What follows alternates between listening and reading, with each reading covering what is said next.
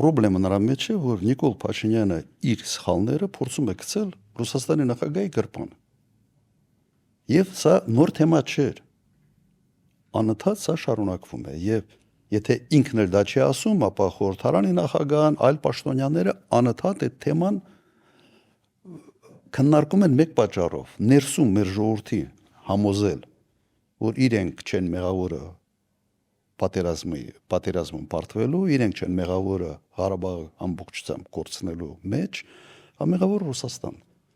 Մենք սա տեսնում ենք, չէ, ինչ կա չկա, ինչ խնդիրներ են իրենք ունեն, մեղավորները ուրիշ են։ Հիմա մեղքը գցում են Ռուսաստանի վրա։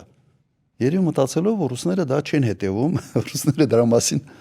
դրա մասին չգիտեն, ես չգիտեմ ոնց։ Դու եթե ներքին սպառման համար թեմաներ ես քննարկում եւ այդ թեման ուղղակի կպնում է այլ երկրի, հատկապես գերպետության շահերին, դու պետք է մտածես, որ մենակ քո ընտրազանգվածը չի քեզ լսում։ Քեզ լսում են նաև ուրիշները։